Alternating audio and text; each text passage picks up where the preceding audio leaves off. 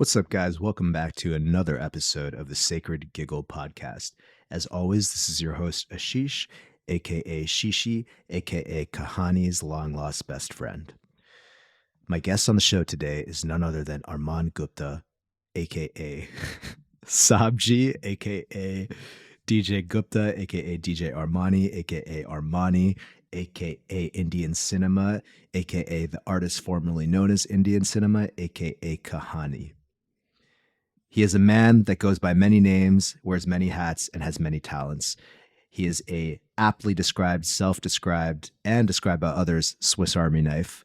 He is one of the most inspiring people I've ever met. He runs a music collective and record label by the name of NONRESIDENT, which has the express goal of bringing up and inspiring South Asian diaspora artists in the States, in the West, and eventually all over the world to maximize their creative potential, come together as a community, and build an environment and a community and a setting for aspiring young South Asian diaspora creatives to feel safe, to feel seen, to feel inspired, to feel like they can make it as creatives in their career, in their industry, in their field.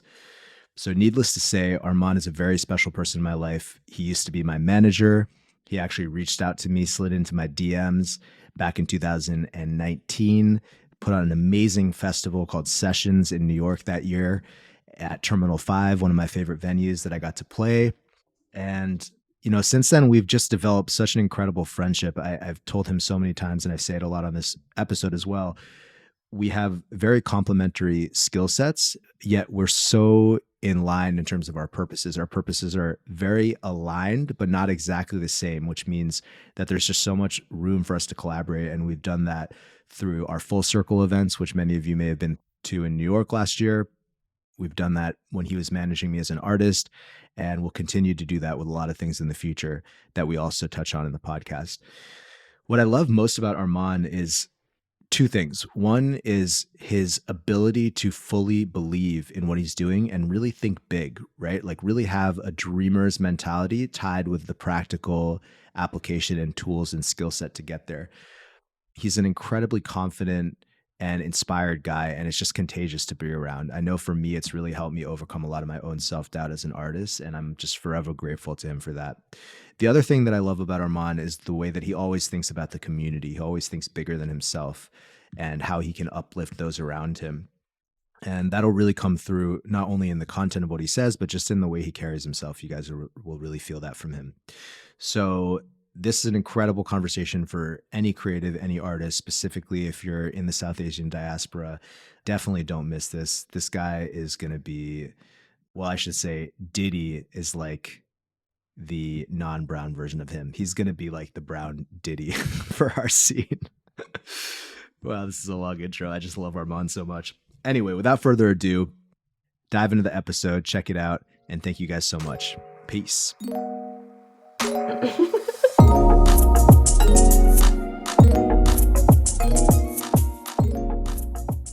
Today, I'm just absolutely hiding my excitement, and I'm happy you guys can only see the top half of my body because, boy, am I excited. My guest today... This is a great start to the show. I wanted to, okay, before we even get into it, so to prepare for this interview, which felt weird to even do because this is one of my best friends in the whole universe, I listened to another podcast called the Brown People We Know podcast. Shout out to, is it Suraj? Suraj, yeah. Suraj, yeah. Shout out to Suraj and that podcast. It was a great episode. If you guys want to learn more about Armaan after this podcast, feel free to go for it because that really gets into a lot of stuff. But yes, my guest today is Sabji, aka DJ Gupta, aka DJ Armaan, aka Armani, aka now known as the artist Kahani, but forever in my heart, just my best buddy Armaan. And so happy to have you on the show. You're looking dapper as always. How you doing? Dude, I'm doing great. Thank you for having me. Yeah, man. It's been a long time coming. I'm excited about this conversation. And yeah, unlike the podcast you were just on, I try to do as little preparation as possible for my podcast. I was thinking about it, right? Because you sent me the last episode with Nirmika, and I was like, okay, I want to. I've heard a couple of the other episodes, but I was like, he's been on this journey, getting more and more involved in the podcast world. So I want to see like how he takes his conversations, just to get an idea. And then yeah, I just very quickly realized I was like, he's so being himself, and the advantage I think I have anyway here is like we know each other pretty well, so things just flow. I think I really maybe we'll get into it later, but obviously I was just with you in Tulum a couple of days ago, and we've we had so many mini podcast episodes in and of themselves while we were there. So I'm looking forward to this. Yeah, me too. And just it just came into my awareness as Armaan was talking. For the listeners of the show, I'm in Mexico right now. There's always something going on. So if you hear like construction noises, there's just like some guys outside, but we'll do our best to edit it out. So it's just me and Armaan. And for anyone who's listening, if I do go into the random British accent here, we'll maybe get into that story later. We'll save it for later. Yeah. No, we'll dive into all that stuff. So Armaan, I always do like a little intro at the beginning of the show. So I do a little bio and stuff. So I'll record that after, and it'll be the intro.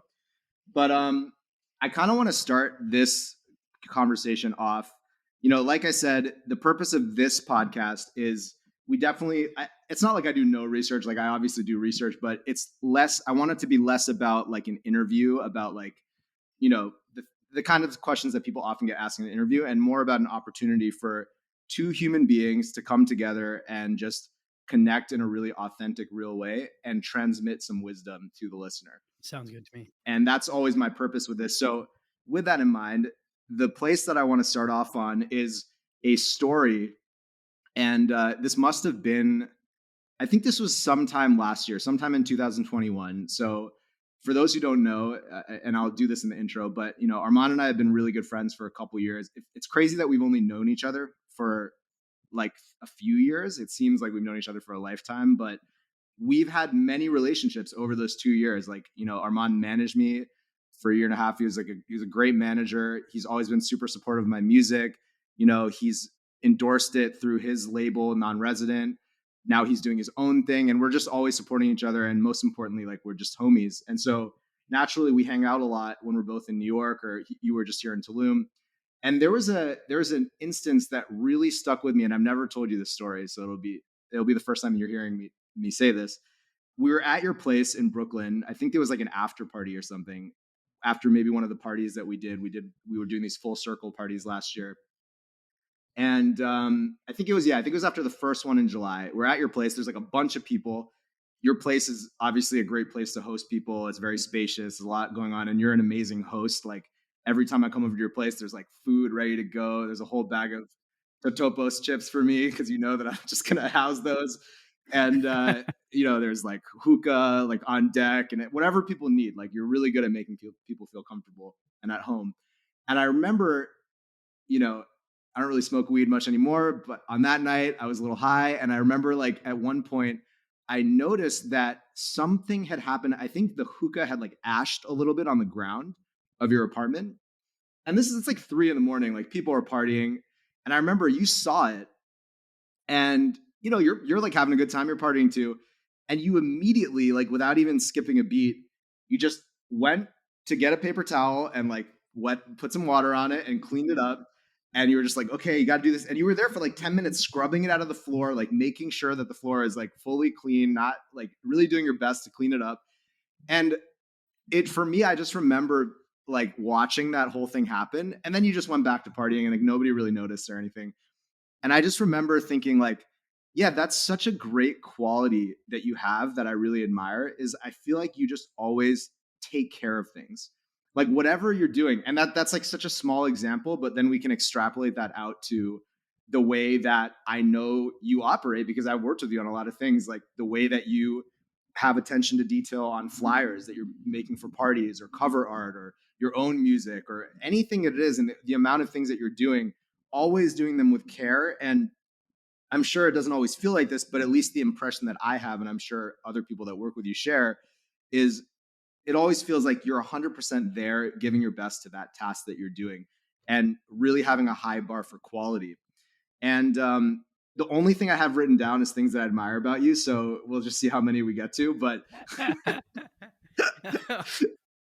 and then a couple things I admire about your mom, because I think you probably are that way because of your mom. Absolutely, So absolutely. yeah, shout out, shout out your mom.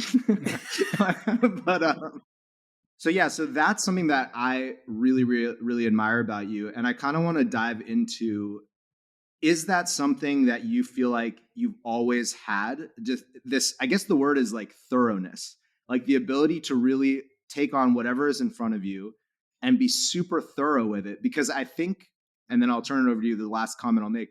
I think that a lot of people who do a lot of things, the vulnerability in that is that they can spread themselves thin and nothing is really like that high quality.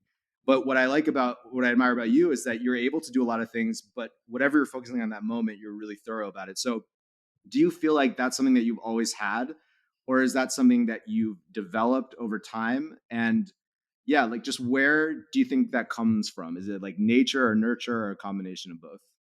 That's a really good question. So I think your view of me is that I'm very thorough, right? That's what you're saying.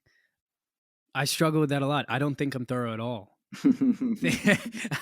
In fact, I think my biggest flaw for years and years has been that I haven't finished a lot of the things that I start.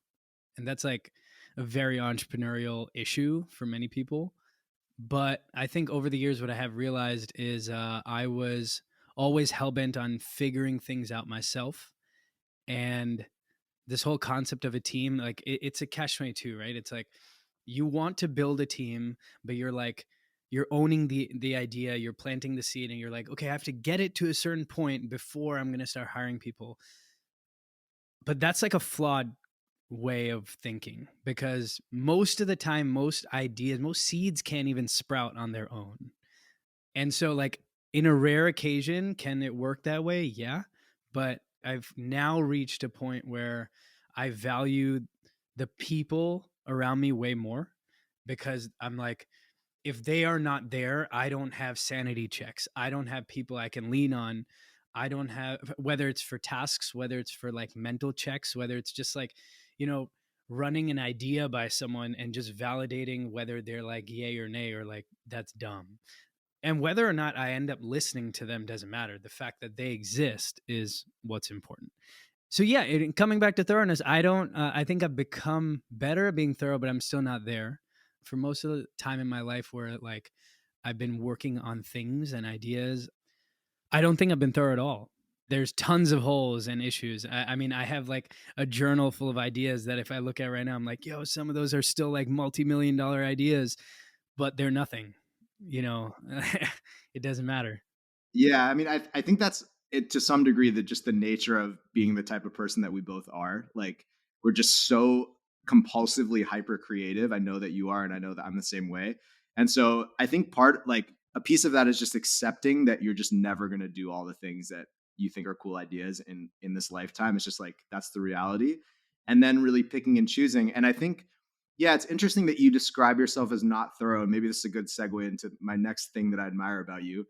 So I wonder, like, so something that I've been thinking about, and I noticed this when you were managing me and we were working together, and even after when we were doing parties and stuff, is this is like a deep insight that I had, but and I've shared this with you many times just in our conversations, but something that I struggle with a lot, like just in general, was like believing in my art, believing in the project, like believing that it has a seat at the table, so to speak, and like I can walk into a room with anyone in the industry and feel confident.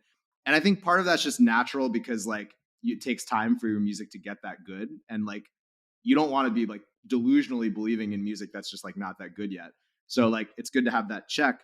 But I noticed that, sometimes I would actually almost like not give the project the support that it deserved in terms of like marketing it, reaching out to people, like really being particular about the artwork and the story and everything. I would just like put stuff out because deep down I didn't like think it was that good. So I was just like, whatever, I'll just put it out and like kind of just like eventually, like Arthi is a great example. I made that song in like 30 minutes and released it.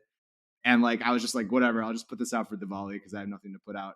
Yeah, but that's one of your biggest bangers. Right. Yeah. Literally. Thank you, man. So that's the point, is like, this belief in yourself, and just the fundamental belief that like you see something out there in the world and you're like, that's dope. I can be a part of that. There's no reason why I can't be a part of that. If anybody else is doing it, why can't I do it? Like, sounds so simple, but I feel like so many people struggle with that, myself included. And that's something that I've always, since I've known you, which again hasn't been that long, so I haven't like grown up with you to know whether that was something that was developed over time. You know what I mean? I just saw that like when we were working together, you'd always be like, yeah, we got to send it to this person, or like, even negotiating things with people, and like just the way that you walk into the room, something I always, and I've complimented you on this a lot before. So same question, like, I know you worked in VC and stuff. Do you think that that sort of helped, or has that been something that's been more from childhood? Another really good question.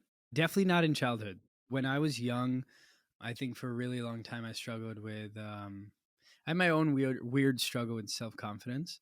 I used to be like a chubby kid. My nickname was Chunky when I was little. And Oh yeah, no. and like I got through it, right? It wasn't like the biggest deal to me. Like it reached the point where like I'd be called that and I'd respond, which is like you don't respond to that, right? Otherwise, But I think what ultimately happened was I think later in high school, meeting more people, I was focusing on like health a bit more, arguably in not a healthy way. I was just like cutting calories for no reason. Like when you're in high school, you really shouldn't be doing that. But when I basically, I think I put a lot of attention on like what I look like and what I'm supposed to look like. And it was very connected to like body weight issues. So what I'm trying to get at is most of my younger life, I think I was always like looking for validation and like figuring out myself.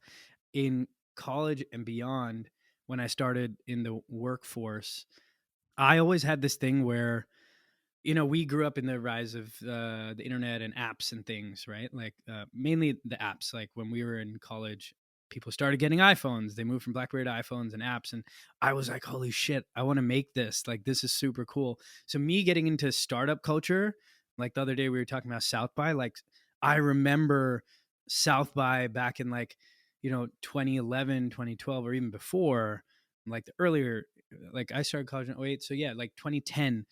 And in those years, South by, like, my eyes were glued to them. Like, who's making what? How do I get involved? Who can I talk to? I didn't have money to fly down to Austin and just go be an attendee as a college student in South by. And so I was just super interested in the startup world. Now, the thing in that is most teams are strapped for cash, so they can't really pay well, and they're really, really lean. And arguably, that was a world that I was so convinced that I want to be involved with startups for two reasons. One, because I thought everything they're doing is cool. And two, was because there's this thing of like, well, if you're an early employee at a startup and you get equity, it's going to be the next biggest rocket ship, and you're going to get money in the bank. And then you are going to be able to, with that, do whatever you want. And that was the thing that I've, for so long, maybe a decade, I was hellbent on, is that I am going to be a part of something that is going to blow up, such that when I depart from that, I'm going to have, X number of zeros in my bank account that I can use to build my dream. And it took me so long to realize, if I just tell myself that story, I am not working towards my dream at all. I'm constantly working on other people's dreams as a means to an end. But with all that said, when you work in small teams, you wear a ton of hats. So you end up doing everything. And so, like, a really cool thing that happened like a year or two ago was an old colleague like referred some business to me. And in that email, he introduced me as like, hey, meet Armaan. He is a Swiss Army knife of, I don't remember exactly what he said. He basically described me as a Swiss Army knife for like startups and product and stuff. And when I read that, I was like, yo, that's pretty baller. Like someone else just described me as Swiss Army knife. Why is a Swiss Army knife cool? Swiss Army knife is cool because when you carry it with you in your pocket and wherever you go, it does tasks that you need to do. And it can do multiple things. And I've always remembered and told myself that I'm not interested in being 100% at any single thing. I want to be like 80 to 90% at absolutely as many things as possible. Because if I'm 80 to 90% at like, I don't know, 50 things, when I reach a point that I need that extra 10%, I can find somebody who's that good and I can hand it over and I can feel better about handing it over because I used to suck at handing things over.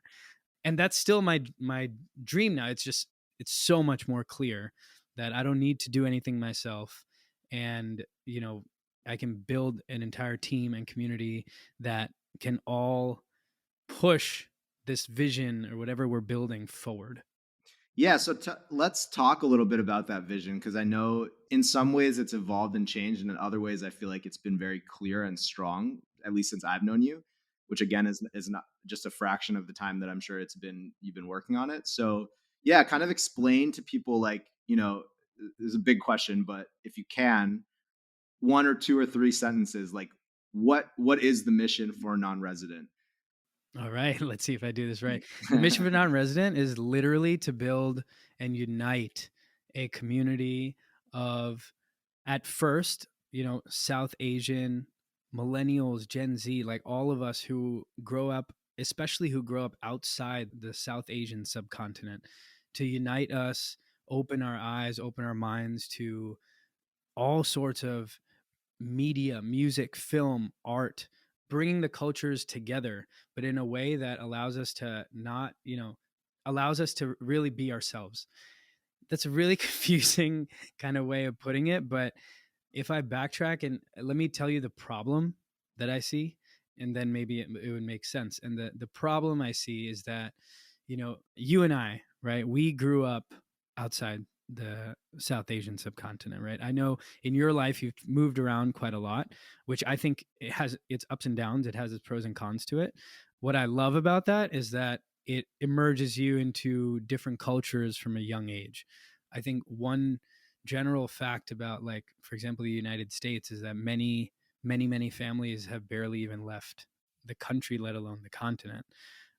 I think for South Asians, there's a lot of stats around that can say, we are the wealthiest minority, which puts us in a certain position. However, there are plenty of us South Asians here in the United States who are not as fortunate. And so mixing everybody together and getting everyone to kind of understand that, hey, like, it's okay that you didn't grow up in the South Asian subcontinent. You didn't grow up in India, Pakistan, Bangladesh, Sri Lanka, Nepal, and there's more. If you didn't grow up there, it doesn't matter. You can still identify with being a kid from there.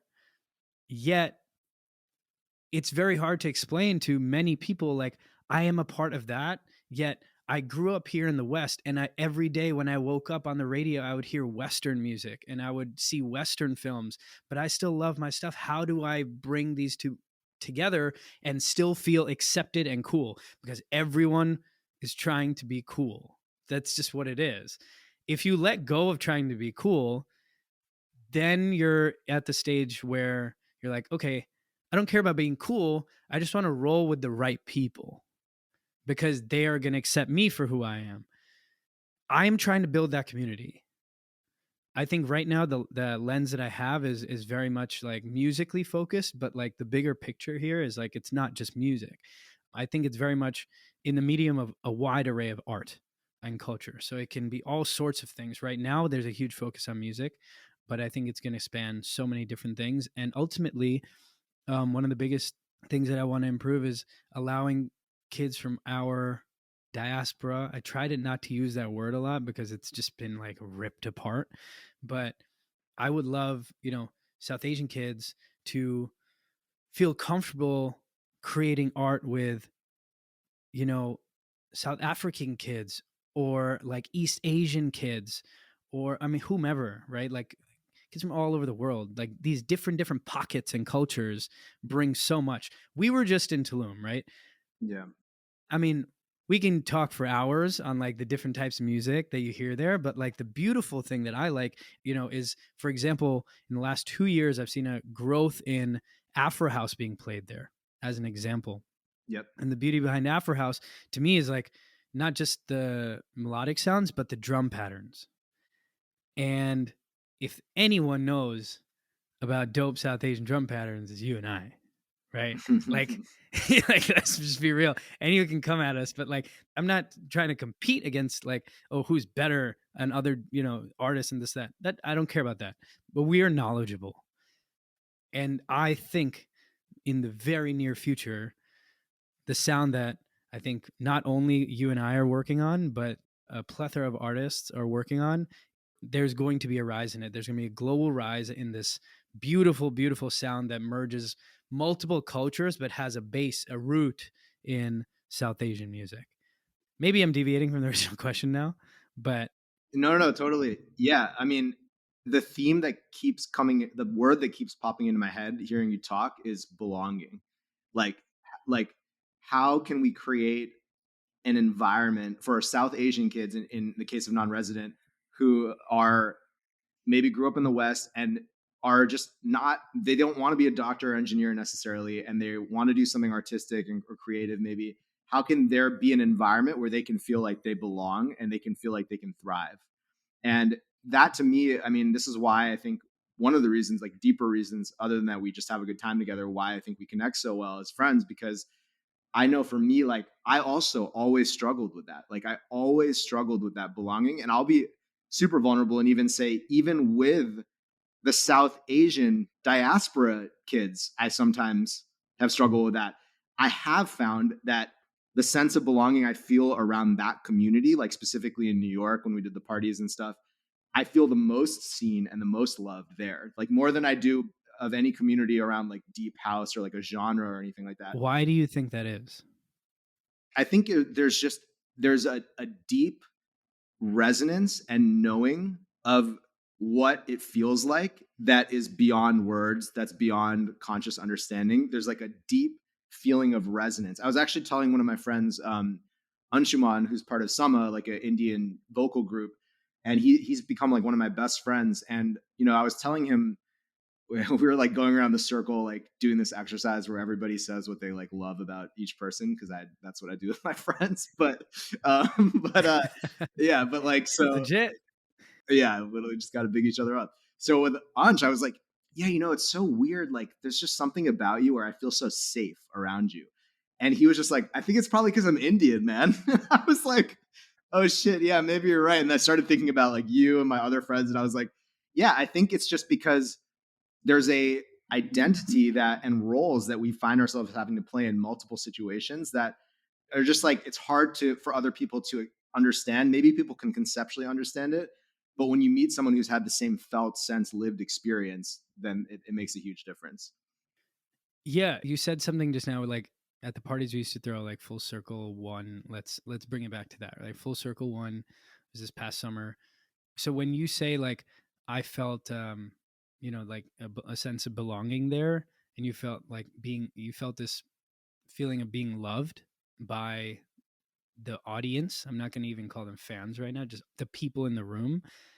I totally think that, you know what, if I were to put myself, let's say a younger version of myself who's like hasn't thought about any of this stuff as much yet, if I were to put myself in the shoes of a South Asian kid like that and I was in the room, I would be like, this is so cool. I want in, right? Like the reason why I, as that person, would love you as the artist or one of the people building this thing is because you're showing me how to be cool in a way that I never thought of.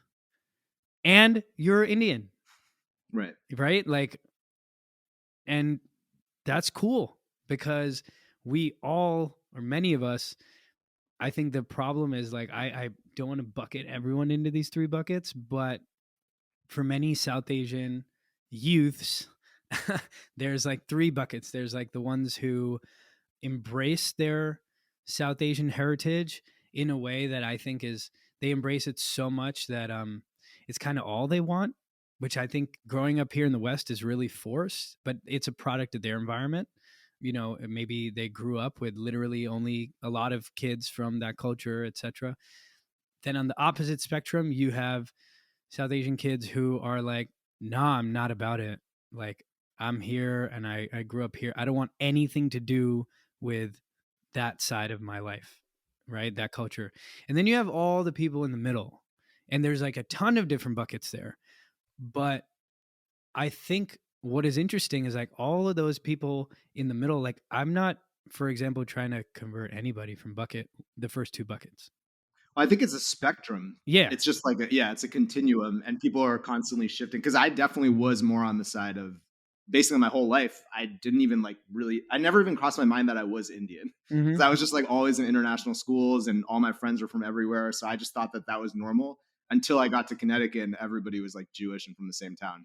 Yeah. But yeah, anyway, Yeah, continue. yeah. No, but it's a spectrum. So there's two buckets, let's say, are on each side of the spectrum. I'm so interested in learning from everybody in the middle. I'm not really interested in learning from anyone from the outer edges, because they're very naturally, unless something triggers them to start moving into a certain direction, they're just closed-minded. So I'm like, I'm not going to bother you. I don't care, but do your thing. If something, what I hope that something we do triggers you to start thinking another way, but if not, that's fine. Do your thing. Everybody in the middle, I'm super interested in learning from them and how they think and how they process, like moving around, going to certain events, meeting certain people, how they support each other or how they cut each other down. It's both sides. I am all for removing the cutting each other down part, because we all have grown up in an environment where our parents came here as first gen immigrants, and they're obviously, it's cutthroat, right? They're like, we came here with very little in our pocket, and everyone's heard the stories. I don't need to go into it again and again. Right. Yeah. But what's important about that, though, is that they train us without thinking. They're training us to be cutthroat, competitive, selfish in the negative way, which I talked about in the episode that you were talking about earlier. And so those are the things that I'm like, okay, if anything I do or our team does that can help these individuals see beyond that and focus on themselves and be like, if I want to do something, I don't need to remove the other people who are also doing that. Like, it's okay. Like, I think you are one of the most individual people I know. You have a lot of individualism in you. And that's great. Like, that's the beauty of ShiShi and Ashish. Like, that is what makes you you. People are scared to do that. I'm scared to do that. I'm nowhere near as close to what you are in terms of being able to fully express yourself. But I mean, you've helped me get closer and closer to that. But I want to take everything that I've learned from you and other things, and I want to apply it in other ways. And I think we both are on this journey of figuring out how can we craft physical spaces that can help people do this in different ways. 100%. And it's man. There's so much wisdom in everything you just said. Like the beautiful, beautiful thing about it. So, okay, first I want to go back to like the parents thing and like, yeah, and you said this on the other podcast. You said like, I understand what it was like for them. I mean, obviously we can't put ourselves in their shoes, but we can intellectually get like, okay, yes, like my dad came here. He had a full scholarship. If he fucked up his grades, he's going back to India. Like, it's like everything's riding on this. He's got to be the best. It's like, I get it.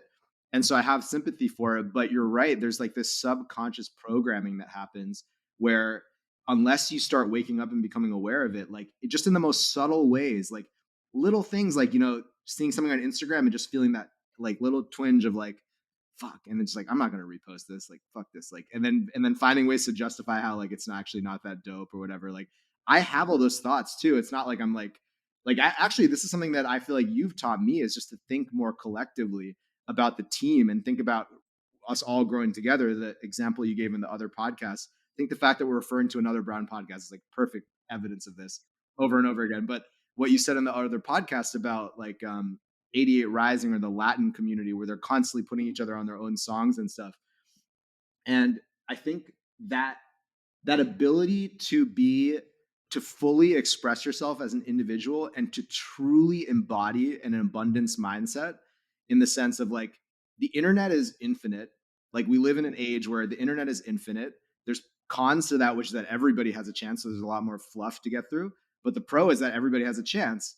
And the more you can understand yourself and actually figure out what inside you is so golden and unique and just like so you that it's like your other podcast host again was saying, like, I can give someone my process of like how to do the podcast, but it's not going to be come out the way that I do it, because he's like clearly a very thorough guy. And in the same way with this podcast, it's like I'm not trying to be the greatest informational podcast. I'm just like allowing the amount of work that I've done to continually in my body just feel free and open to like transmit through the podcast. And nobody can replicate that because no one's me. And I think the more that every one of us, Indian or not, but in this case, we're talking about our community of fellow South Asian immigrant children, I guess, the more that we can all mine deep in ourselves for what that is, the less fearful we will be of someone taking our opportunity or taking our shot or taking our chance.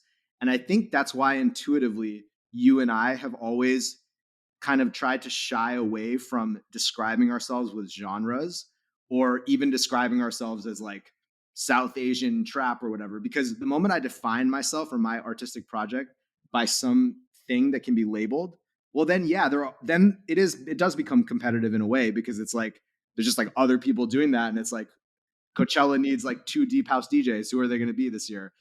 But it's like if Coachella is looking for Kahani, like there's one of that guy, you know? And it's like I think that's the artist journey that every artist needs to go on, but specifically people who were raised in environments that where there was this subconscious undercurrent of like fear, basically, is what it is.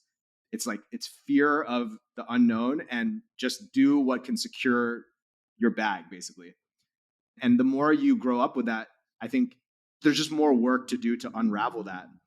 But, and then the final thing I'll say before turning it over to you is there's more work to do unravel that, which for many years in my life felt like bad news, because I was kind of resentful. You know, I was looking at some of my friends, and I still have these thoughts sometimes, but I was looking at, you know, like one of my friends, like he grew up in a household where like his mom was like an actress in Hollywood and his dad was like, and like, it was just so encouraged. Like, yeah, of course you're this beautiful, unique, creative flower. And like, whatever you like, believe in yourself and you do something amazing and unique. And like, that guy is like a really successful DJ now and producer. And I'm like, for a long time, I was like kind of resentful, but what I've started to tap into more and what my whole project is becoming more and more about, even things like this podcast, is like, how can I use the fact that I didn't have that? So I had to do that much extra work on myself to get to the point and continue to get to the point where I'm more and more free and expressive, and like outline that process for people and provide some sort of roadmap. So it doesn't just look like magic. It's not because we're just so cool and talented and artistic. It's like, I'm not more talented than any other human being. It's just the self-inquiry, you know? So I think that now I see it as a gift more than anything. I don't know if you feel the same way about your story, but. So, story. Oh, let's go. Kahani, story. Story. That's the most important thing. Not to deviate. It's not a deviation. Some of the top artists, Billboard, whatever you want to call it, right? The biggest artists in the world. If you look at why they stand out, forget the fact that they have bankrolls to use. Forget that for a second. Why, to me, is because they, in their own way, are, whether it's fabricated or not, they are crafting their own story. You know, people say, well, why is Drake always like crushing it or this, that, whatever? Between his unique aesthetic, which everyone tries to copy, between his incredible writing, whether or not he does it himself, it doesn't matter. If you break down all of his lyrics, the reason why, I mean, he hasn't said this to me, so this is what I'm just assuming. The reason why he moves around the world in the way in which he does is because he uses that as fodder for his lyrics. Like when he flies, when he's sitting on his Boeing plane, when he talks about it, he's insanely vulnerable in his own way in his writing, right? Because he's all of his writing comes from what he does every day. He's not necessarily writing a fabricated like screenplay of something, which arguably can be just as dope, but that's not his way of doing it. I think in hip hop, quite often it's experiential. In pop, it's a bit of both. I think I don't know an artist that's doing this, but I mean, like, one of my good friends is a screenwriter, Billy, whom you know, and like, it would be very interesting. I'm actually working on an idea with him, whether it's lyrically or musically or both. What if there were to be this new medium where, like, you know, you're crafting, whether it's with music and lyrics, this, that, whatever, and it's telling a story, but it's like a short story in its own way, and it's not from your experience or something. It's just it's like a movie. You're writing a movie, but you're doing it not through your typical Hollywood format. You're doing it through like music and maybe like a screenplay on the side. I think there have been some artists that have done that, but maybe that's your own way of doing it. Like for me, obviously, like Kahani, which I comes essentially from this habit that I realized I formed as I was producing. I was like always just painting a story in my head. I think that's just some weird habit I have. Do I have tracks that or don't have stories? Absolutely. But when I hit this like groove, it just works and it's natural. And I've learned to not fight that urge ever.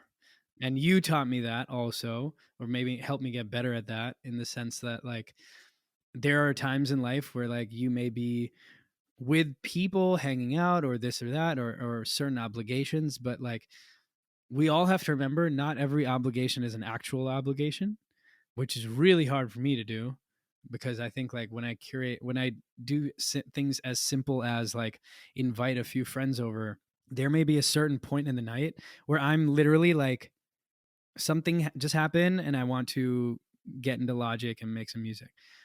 And I fight that urge because I'm like, no, but I have to be present for my friends. But then I have to remind myself, but if they're my friends, then they shouldn't give a shit, you know? And we've collectively gotten like way better at that, which is why like when everyone comes to my place, like we end up either in a production session or like randomly spinning weird shit. And the important part of that about that is actually like this one specific friend group that I'm talking about, which you met all of them, none of them are artists in the musical sense. And so arguably it's like if I go down that rabbit hole and let myself do me, they're still there enjoying it, just like watching and taking it all in and asking questions and doing this. And it's still a group session in its own right. What becomes a problem, I think, is like if you surround yourself with people who you can't do that with at all. You can't be yourself, because then you're going to hate that. And you're going to be like, oh, I missed this opportunity. Because the energy you have at a moment when you like, you could be with your friends, you could be eating pizza, you could take that bite of that pizza and someone says some shit and you're just like, right. I don't know, a kick drum starts popping in your head, right? And you're just like, oh, Love that. okay, I need to go. I need to go do this. Right. We did that with that drill, Yeah, that drill track that we were sitting on.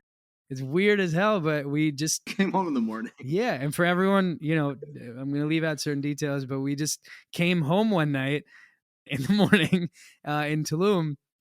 And it had been a long night. And when we came back, we were just like, you know, we have two options right now because we don't really want to go to sleep. And I remember she said this to me, like, he just looked at me. He's like, yo, I could either be down to sit upstairs on the sofa, put on like a dope movie and just like veg out and just like talk and whatever. And before he even like finished the next option, I was like, no, we need to, I was like, no, we need to make music. Like, when are we in this opportunity of like high energy at 2 a.m. after a dope event that we just did?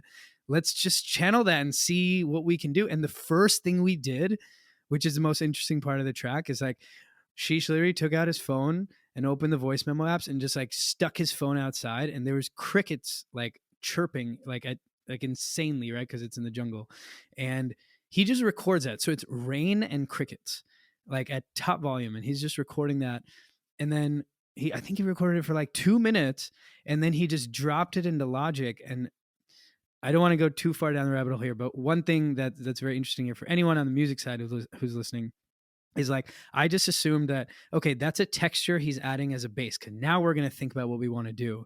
And immediately, one of the first things he did, which I wouldn't have immediately thought to do, was yo, we're going to chop this up and make it like a true texture. So like, even though it sounds like a texture already, this was so organic, we need to make it absolutely our own, which means we're going to chop it up randomly. He wasn't even following any beat patterns or quantizations.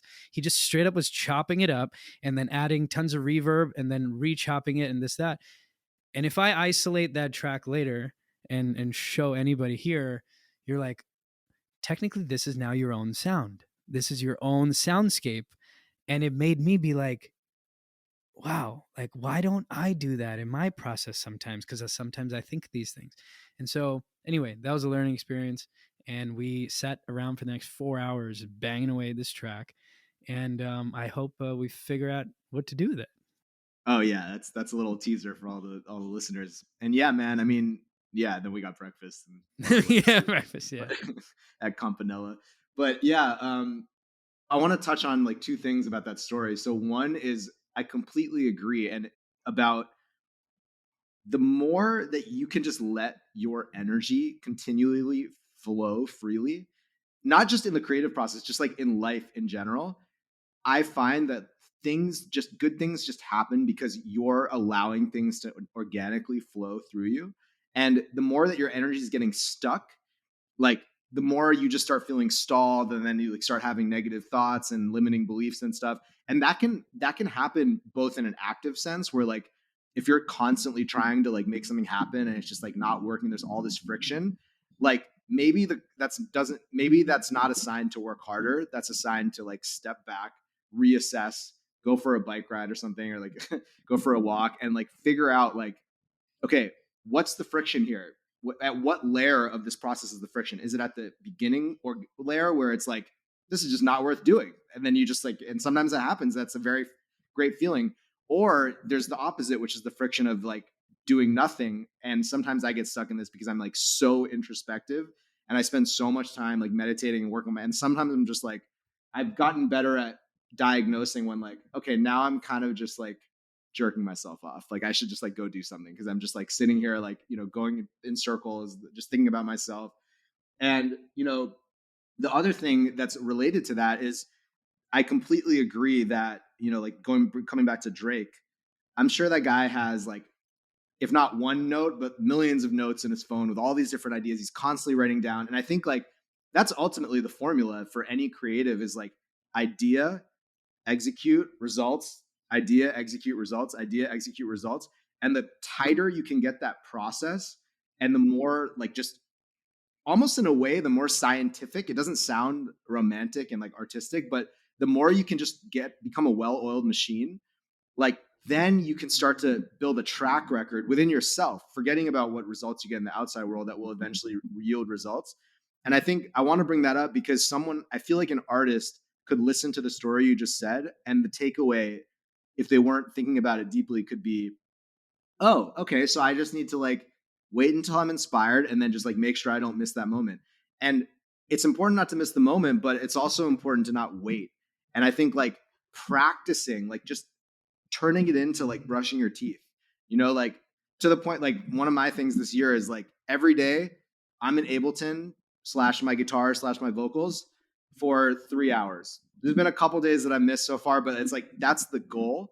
And getting anti-fragile to the results of any given session or how you emotionally feel during any given session, I think is so important because like a lot of artists are really sensitive, and you could have a session where you're like nothing happened, and then maybe that could discourage you from coming in the next day, and that's like the worst thing that could happen. Like it has to be like a job, and especially if you're trying to do this, and like actually have an impact and make money and like all those things. If it's just a hobby, and then it's like you don't need to be hard on yourself. But I think that creating a structure within which you can then allow those moments of inspiration to organically happen is super important. And like taking the first step, I said this with Nirmaka too, the last conversation, like you're in a tango with the muse, but you're the leading partner. Like you can't just wait for the muse to come pick you up. And that applies at the macro too, with like, reaching out to people in the industry and all that stuff.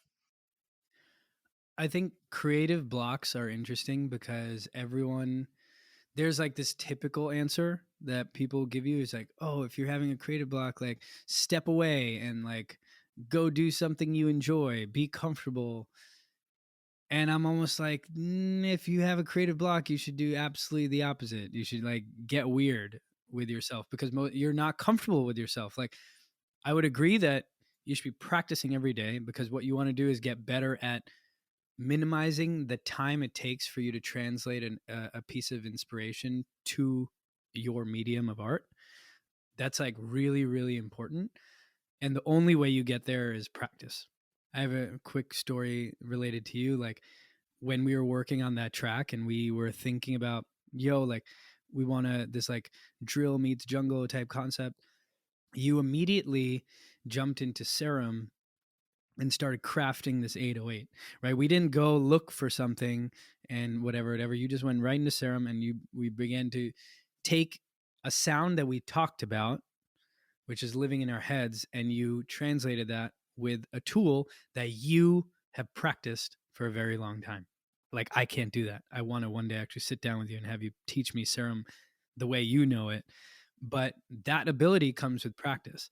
A lot of people don't even have the patience for that, right? Because in today's world, with all the technology and this or that, even whether you're a DJ, or let's talk about DJs for a second, anyone and their mothers can be a DJ today. Why? Because these controllers are so freaking good that if you have music, you can DJ. Now, here's the difference. How good are you at curating a sound or curating sounds? Secondly, how good are you at putting those sounds in the right order for the people in front of you? If you're getting paid, let's say, for a specific event. As a larger artist, people are already, they're paying to see you be you, so that doesn't matter.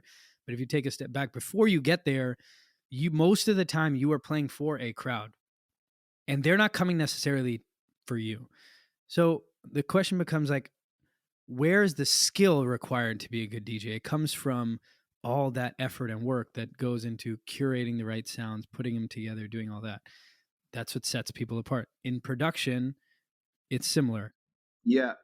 Yeah, no, I mean, like, and it's just the experience too with DJing for sure. It's like all those times when the crowd just isn't really moving and you're up there and you're like having these conflicting thoughts like, am I doing something wrong or this is the crowd just dead? And then like 1 second you're like, this crowd sucks. Then the next second you're like, I guess maybe I'm just not a good DJ. And like, or, I mean, I've had the whole gamut of experiences, like amazing crowds, like people coming up to me after, like, that was the best set ever. Then like other times where I'm DJing what I think is basically like the same set in the same venue, but it's like a year later. And then like no one says the guy after me comes on is like, in my opinion, playing super boring shit and everyone's like loving it.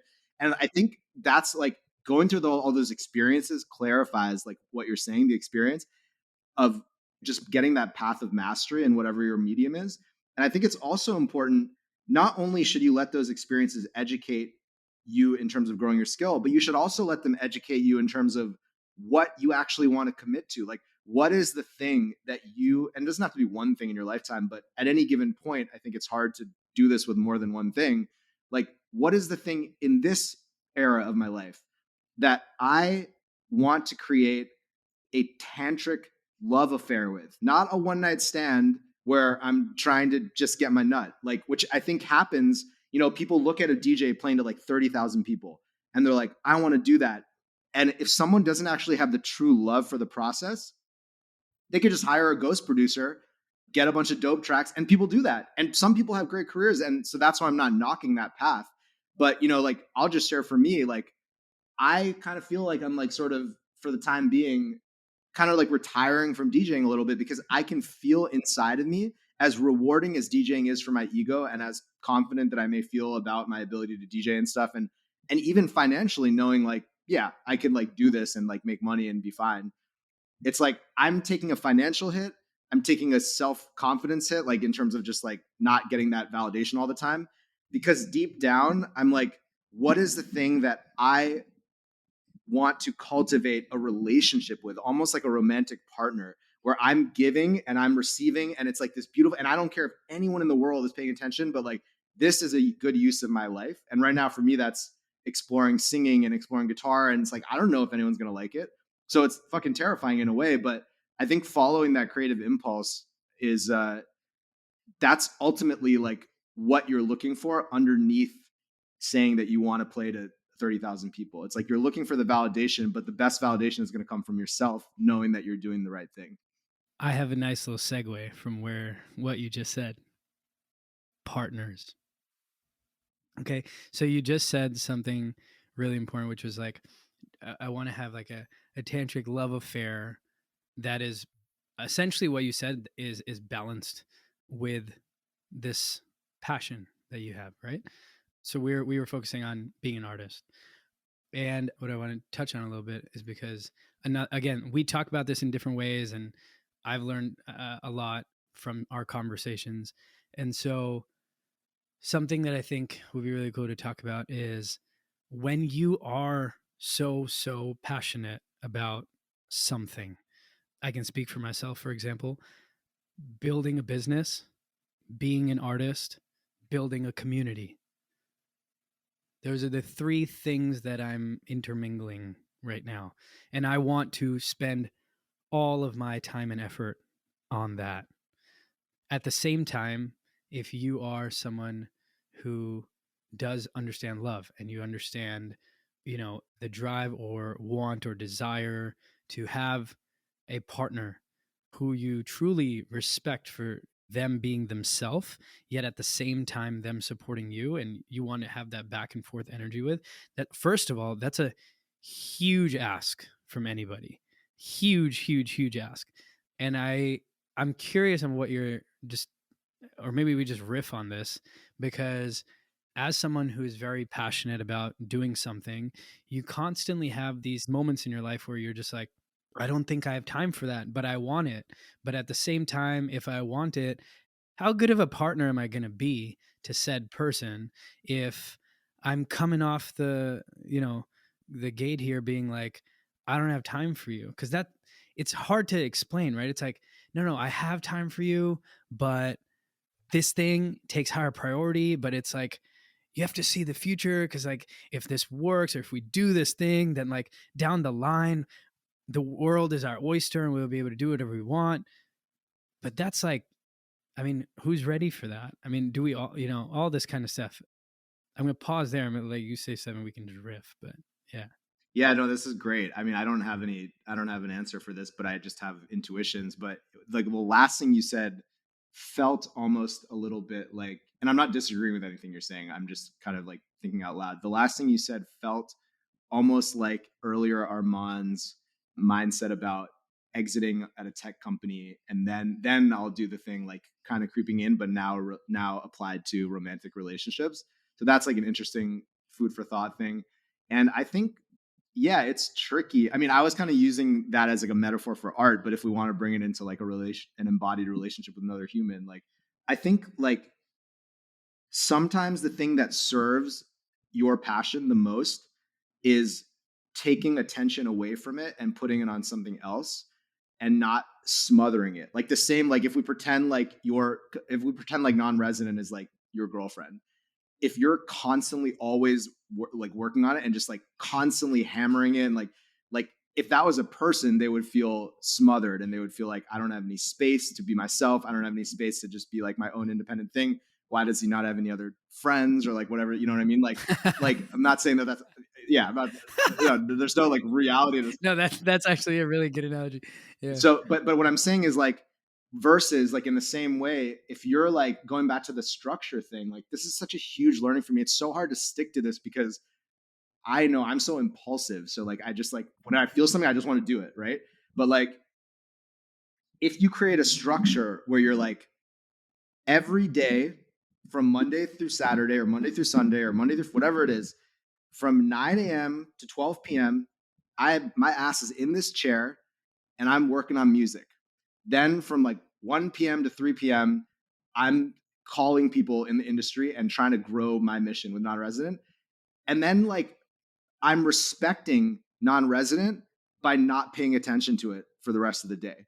Because otherwise I'm just smothering it. And I'm sure we've all had this thing, creative or not, anyone who's listening, I'm sure can relate, where you work so hard on something and then you're like, it was better like a week ago before I like fucking overthought it to death. It's like that happens with music all the time.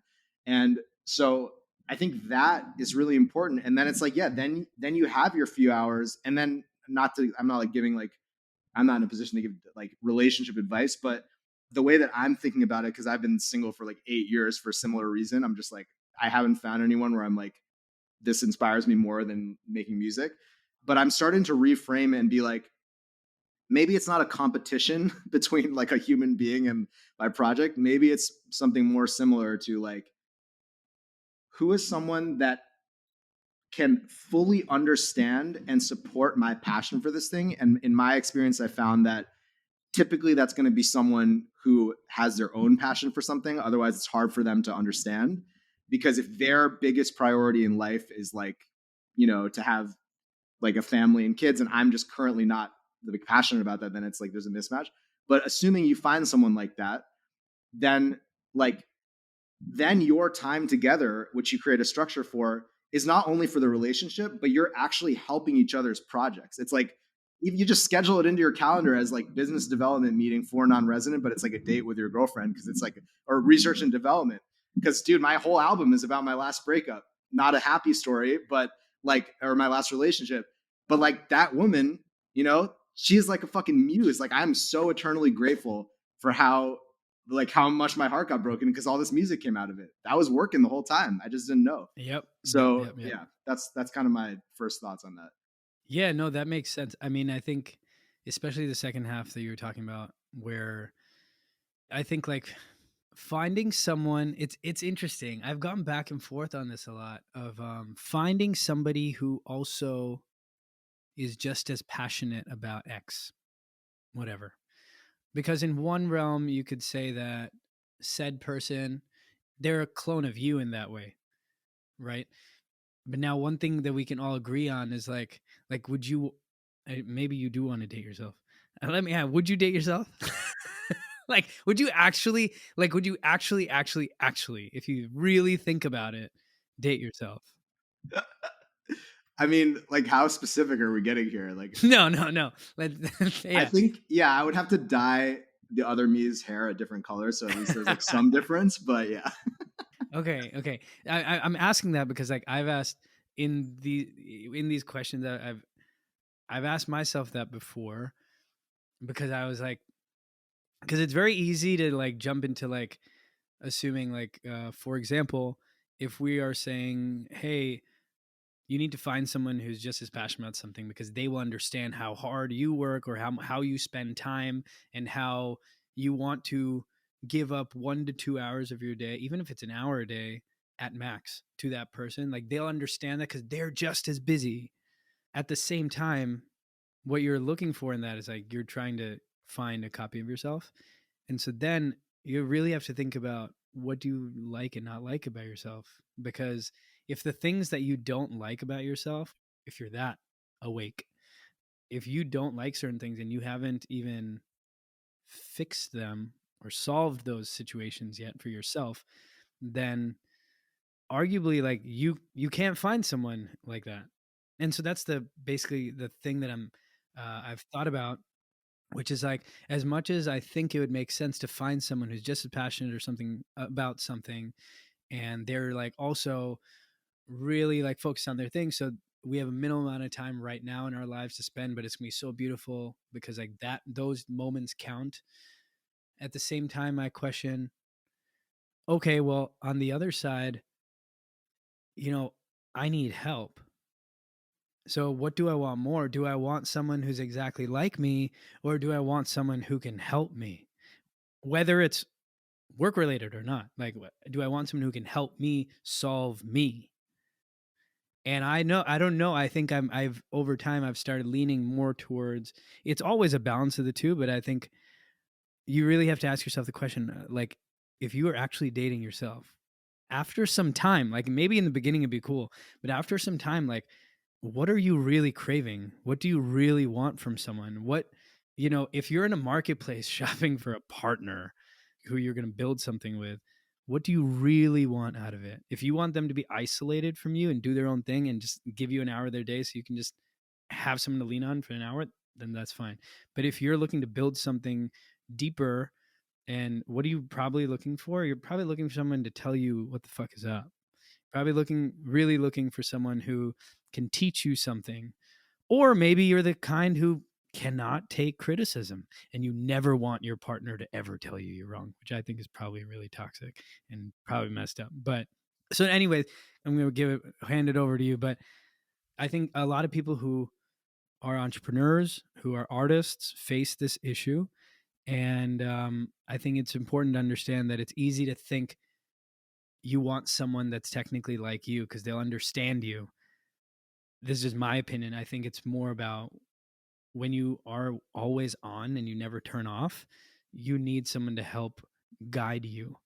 And those are some of the best partners. 100%. But you have to remember to ask them what they want, what they need. Yeah, I think going back to what, like, how we sort of got on this thread about finding someone who's equally passionate about something, I think it would be helpful to define passionate, because I don't necessarily, and maybe a better word is actually purpose driven, because I agree, like, so there's this psychological concept by this guy named Harville Hendricks. He's like a relationship therapist, and he has this idea called the imago, which is basically like you are attracted to partners, putting aside like physical attraction, all that stuff, but at a personality level, you're going to be attracted to people who resemble, who either, if you're healthy, you're going to be attracted to people who have a lot of the characteristics of things that maybe you didn't get so much of as a child from your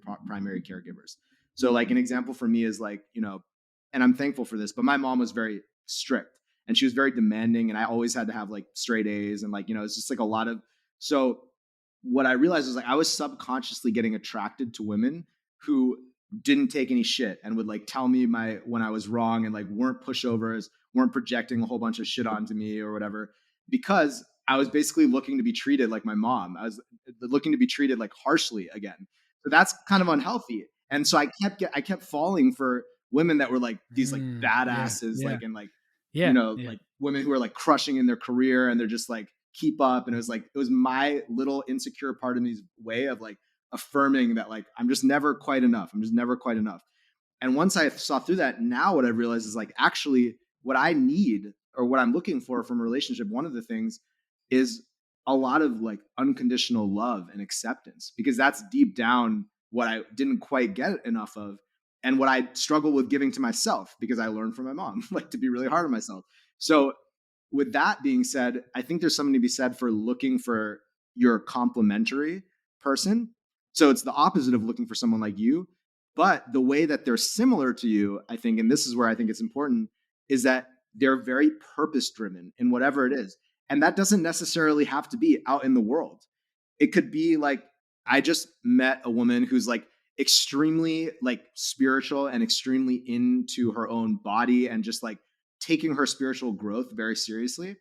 That's something I'm passionate about. But admittedly, right now, I'm very focused on the outside world. I'm like doing a lot of things, producing podcasts. I'm just like, that part of me is taking a back seat. So meeting her was really refreshing because she is equally purpose driven, like very inspiring. It's not like she's just like laying around doing nothing, but she's not like busy and hectic in the same way. You know what I mean? And so or at least that's the idea. I don't know her that well, but that's the feeling I had around her. So I felt like, wow, when I'm around this person, I can just like, ah. And when I play her my music, she believes in it so much, like more than I do. Like I can relax and I can feel like I can believe in myself. And that's not because she is just like trying to tell me what I want to hear. At least I would hope that I can see through that after all the experience that I've had. It's Yeah. more because like she genuinely loves it, and that's her purpose, is like, she's like a muse. She's here to appreciate whatever is in front of her. And so I think that's the balance. I think like, because otherwise it just becomes like a codependent thing, like you could find someone to support you, but they're really just doing it because they haven't solved their own issues and they're like projecting too much onto you, and like you're like their savior, and that's not healthy for anyone. So Yeah, I did. I no, we can. I just love talking about all this because I was like, yeah, we've been talking about music a lot, but it's all intermingled, right? So I was like, let's deviate here for a real quick second. yeah, it is intermingled. And I think like your relationship to a partner, everything, like you said, is intermingled. Like everything reflects everything else. Like if you're constantly trying to give, and just like hope that you get something back, like that's probably the same behavior will show up in a relationship and will show up in the way that you approach life. Or like what you were talking about in the other podcast is like, if you're constantly very selfish in a negative way, where you're coming at things from this fear-based attitude, then you're not going to want to build the people up around you. You're going to feel better by them staying down, and that will manifest in your relationship too. And that's why I think, like, in many ways, like, that's, I think you're doing that in your own way with non-resident by being so community focused and just trying to lift people up around you. And I have to say, and maybe this is a good place to kind of like end things, I've really learned that from you, like, so much. And I know I've told you this in private, but I just want to affirm it in public too. Like, I have learned so much from Armaan, just how to think bigger than yourself and how to look at yourself as a piece of an important piece, but a piece of a bigger community and a bigger movement. And I think the reason that I struggle with that is because I never was in one place for long enough to feel like I belonged anywhere. But, as I'm getting through that, seeing how when you think bigger, it's so much more rewarding.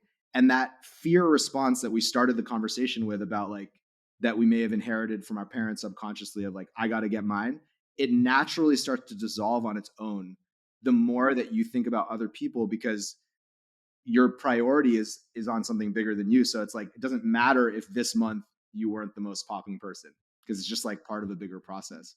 So yeah, I mean, maybe the last question, second to last question, because I have the same last question for everyone. I have one quick thing before you ask the last thing. Okay. So, or go ahead. Oh, okay.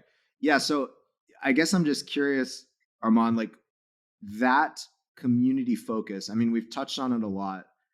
Do you feel like, again, that's something that you've always had, or maybe are there like one or two seminal moments in your life that you can look back on now from this perspective and say, yeah, that was a period of my life, or that was a moment where like things shifted and I was like, oh, it's about the community. It's about raising people up. Because I mean, dude, everybody that meets you, I'm sure, has the same thought that I have. Like, you're just so community focused and it's so inspiring. So I think I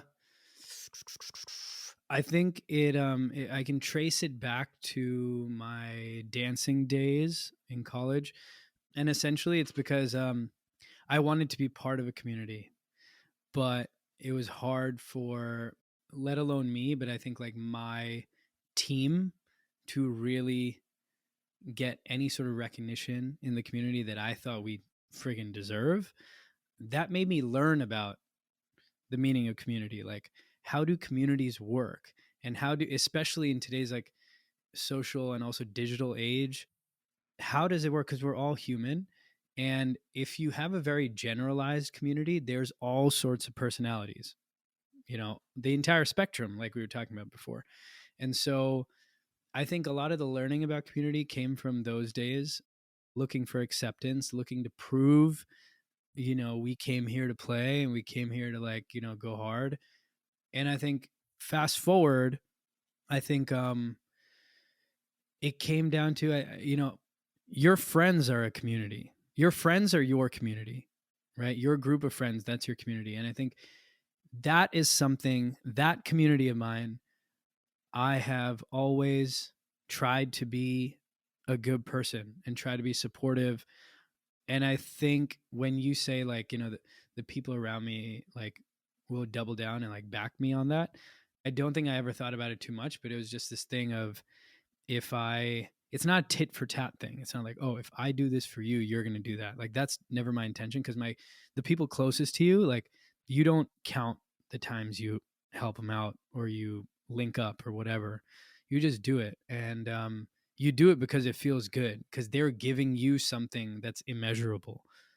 That's really why. Like, when I hang out with my closest friends, when I hang out with you, for example, it's like that experience, that time, I can't quantify that properly, but that's a good thing, because it feels good. I'm taking away something at the end, which is beneficial to me. And some of these things, like, you can consider selfish, like, oh, I want to hang out with ShiShi today, or Billy and Saif and Nabs today because I'm feeling lonely. So I'm going to hit them up. I haven't hit them up in forever because I've been in my own head, but I'm going to hit them up today because I'm lonely.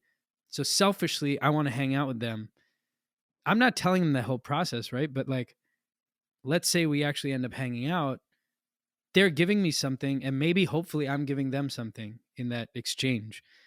And that is what has driven all of us to be like, yo, I'm always here for you, you're always here for me in whatever way. And if either of us, if any of us fuck up, we hold each other accountable. And that's that. Coming to the music side, because I think that's where the question really stemmed from, like non-resident and like the community we're building.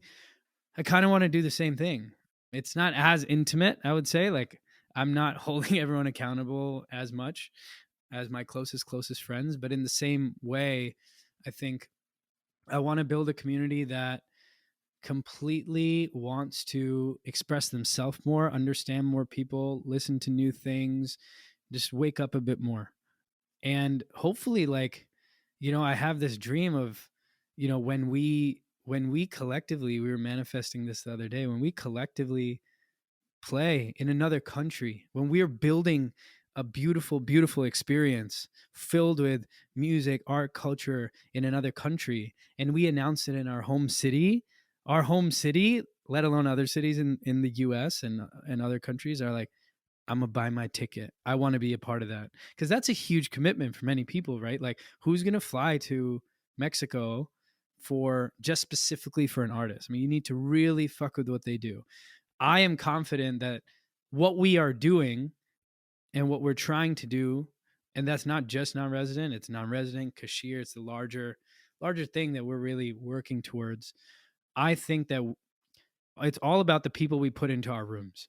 And I want every single person who comes to the rooms that we curate to come there with a smile, with an open mind, and leave there with new friends and new interests.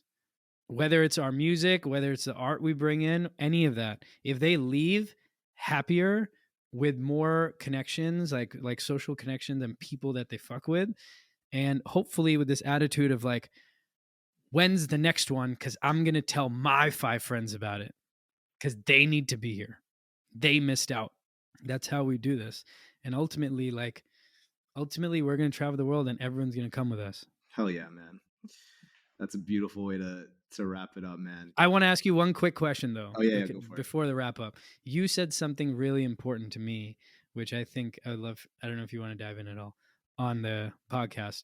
We were at Papaya Playa on Saturday, and you pulled me aside, and you were telling Vic and I this. You just said it out loud, and you had never said it out loud before. And what you said was, you were explaining to Vic, you're like, yo, like, I'm on my artist journey, and like Armaan's on his artist journey. And you know what? I had this realization the other day, or no, whenever you did, that, once upon a time you managed me and I had another manager in the past.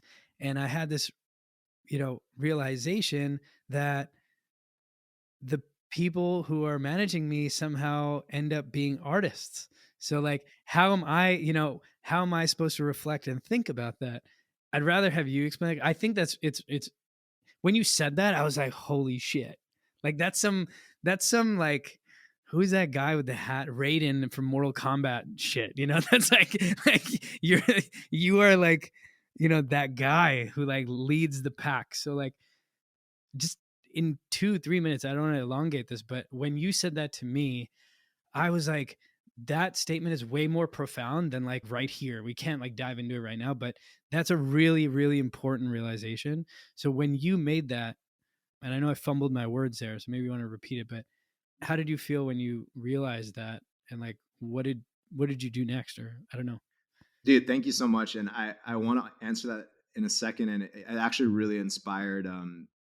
I felt like a little subtle, like lock and key click, like insight moment just now from you bringing that up. So thank you for bringing it up. And I will answer in a second. But before I do, I kind of want to just get a sense from you of like what your impression of that was. And then I have my own thoughts on it too. Oh, my impression of like, can you rephrase the question?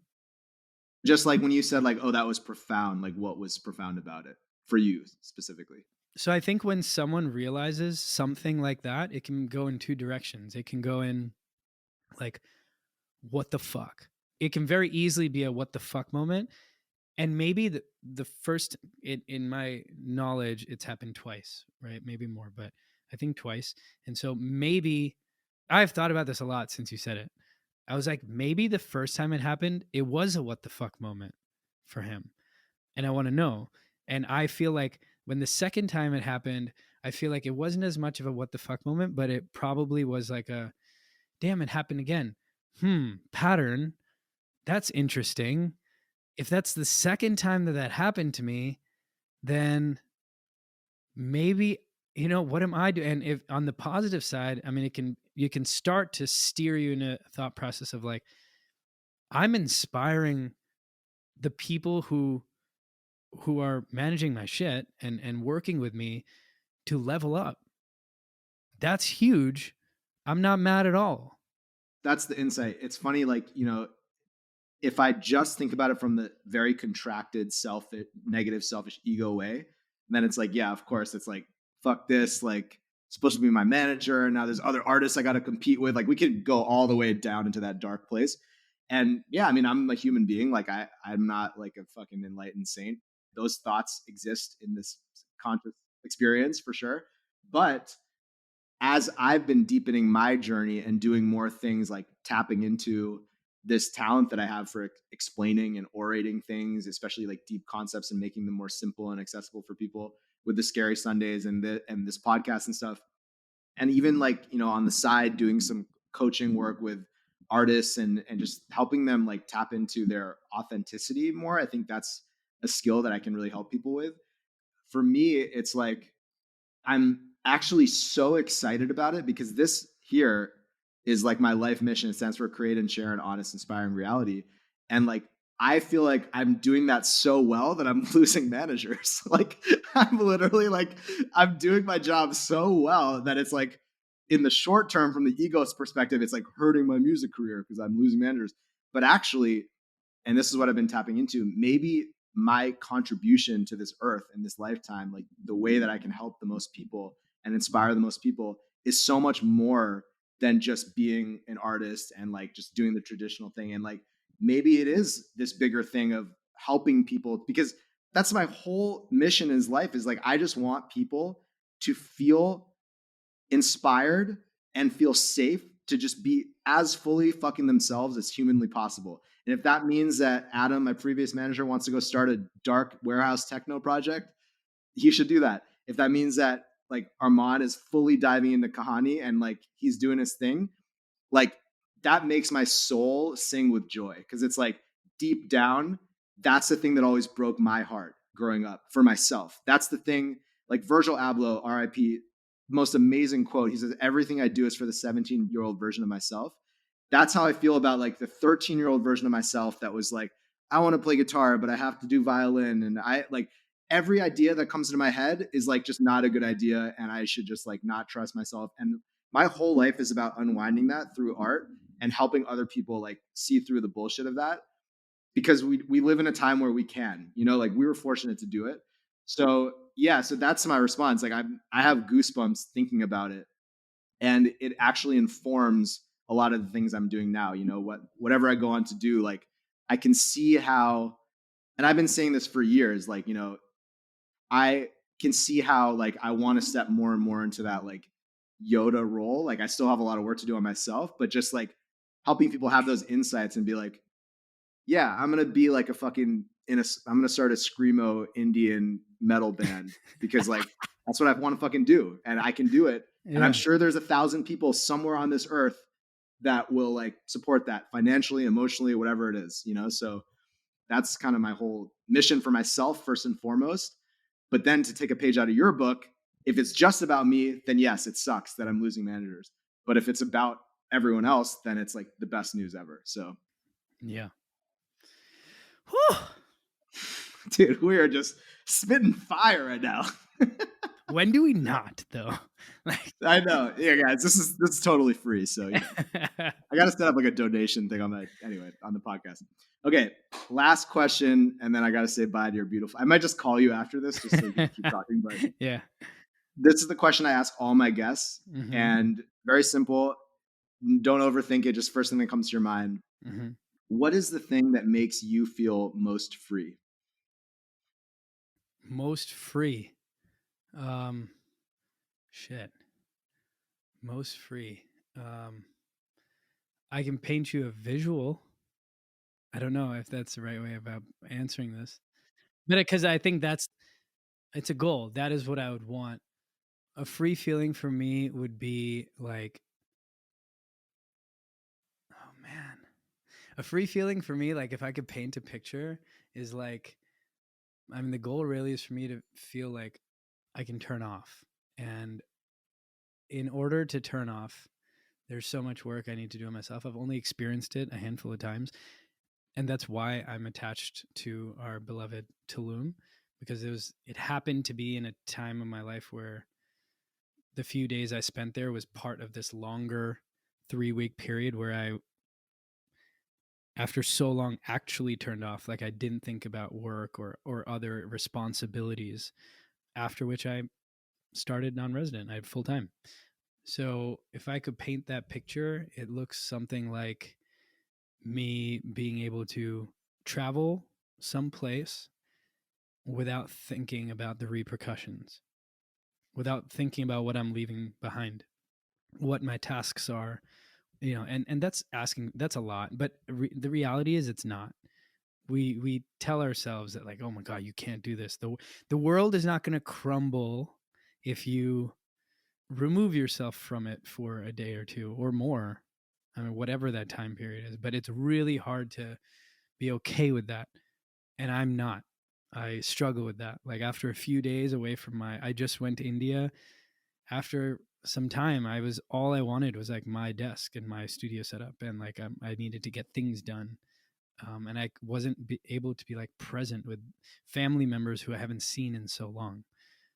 And so, yeah, freedom for me is earning and having the skill set to turn off.